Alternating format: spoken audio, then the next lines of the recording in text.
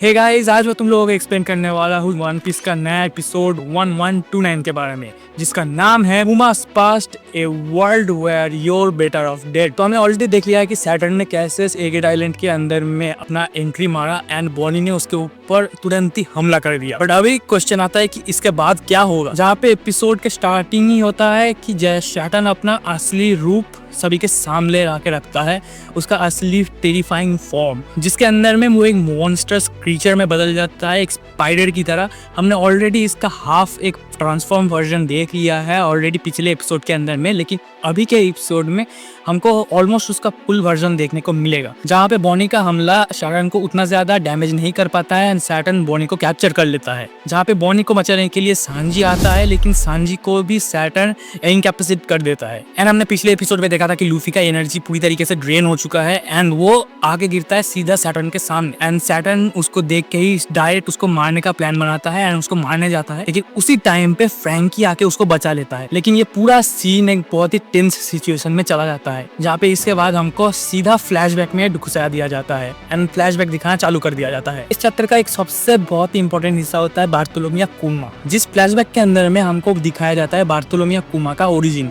And हमें पता चलता है कि बार्थोलोमिया कुमा एक्चुअली में एक बुकेनिया ट्राइब से बिलोंग करता है। अब बुकेनिया ट्राइब नॉर्मल ह्यूमन से बहुत ही अलग होते हैं, ये ह्यूमन भी नहीं है, ये ना है जायंट्स एंड बुकेनिया ट्राइब का लास्ट सर्वाइविंग मेंबर है हमारा बार्थोलोमिया कुमा। इसका कारण यही है कि बार्थोलोमिया कुमा का फ्लैशबैक में हमको दिखाया जाता है कि बार्थोलोमिया कुमा के डैड एंड उसके मॉम के साथ वो रहता है, लेकिन बार्थोलोमिया कुमा के डैड को सेलेस्टियल ड्रैगन्स मार देते हैं, क्योंकि बार्थोलोमिया कुमा के डैड एक स्लेव थे एंड हम सेलेस्टियल ड्रैगन के तो कांड पता ही है, उनको गोली मारने से कोई नहीं रोक सकता। जिसमें आपको पता चलता है कि बुकेनिया ट्राइब जो है वो गॉड निका को फॉलो करता है एंड अपने बचपन में ही बार्थोलोमिया कुमा अपने पेरेंट्स को खो देता है। लेकिन चीज़ें यहीं पर स्टॉप नहीं होती है, हमको उसके बाद बार्थोलोमिया कुमा एक स्पेशल जगह पे कंटेम दिखता है एंड ये स्पेशल जगह और कोई नहीं, हमारा गॉड वैली है। हाँ, वही गॉड वैली जिसके अंदर में रॉजर एंड रॉक्सडी जेवेट का फाइट हुआ था एंड हमारे गार्ड को हैवी का हीरो का खिताब मिला था,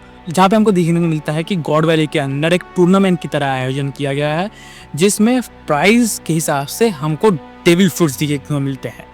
एंड इसी डेविल फ्रूट्स के अंदर में एक डेविल फ्रूट होता है बार्थोलोमिया कुमा का पॉ फ्रूट। यहाँ पे इस फ्लैशबैक के दौरान हमको देखने को मिलता है कि बार्थोलोमिया कुमा का मुलाकात उसके रेवोल्यूशनरी आर्मी के कुछ मेंबर से होती है एंड रेवोल्यूशनरी आर्मी के उन कैरेक्टर्स में से हमारा एक चहीता कैरेक्टर भी है, जो है इवानकोव। अभी इस एपिसोड के अंदर में हमको एक और कैरेक्टर का इंट्रोडक्शन भी दिया जाएगा, जो कि वन पीस में हमको पहले भी देखने को मिल चुका है एंड वो है सेंट फियरलैंड गार्लिंग, जो कि और कोई नहीं बल्कि हमारे शांक्स का बाप है। अगर तुम लोगों ने मांगा वगैरह फॉलो करके नहीं रखा है तो तुम लोगों को पता नहीं होगा, लेकिन शांक्स का फादर एक्चुअली में है सेंट फियरलैंड गार्लिंग,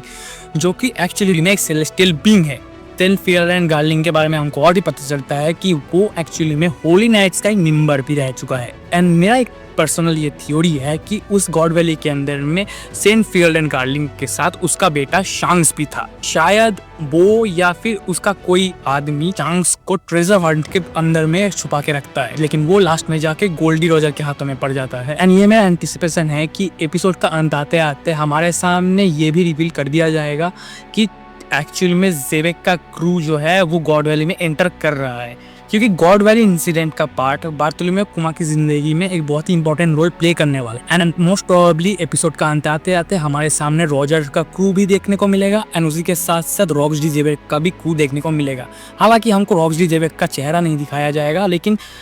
हो सकता है कि हमको उसका वॉइस सुनने को मिल जाए। एपिसोड 1129 आने ही वाला है एंड उसके हिसाब से ही मैंने एक एक्सप्लेनेशन वीडियो आपके सामने लग रखा कि क्या क्या पॉसिबली हो सकता है। एपिसोड का नाम टाइटल हमारे सामने ऑलरेडी ड्रॉप कर दिया गया है एंड उसी के साथ साथ हमको एक थोड़ा बहुत ग्लिम्स देखने को मिलेगा कि बार्थोलोमिया कुमा एक्चुअली में किस पेन से गुजर रहे हैं, क्योंकि अभी से बार्थोलोमिया कुमा का फ्लैशबैक हमारे सामने रखा जाएगा। हो सकता है कि वन पीस वाले इसको और भी लंबा खींचे, लेकिन ऑनेस्टली मैं इसके लिए अभी तक रेडी नहीं हूँ। मांगा मैंने पढ़ के रखा है, बट स्टिल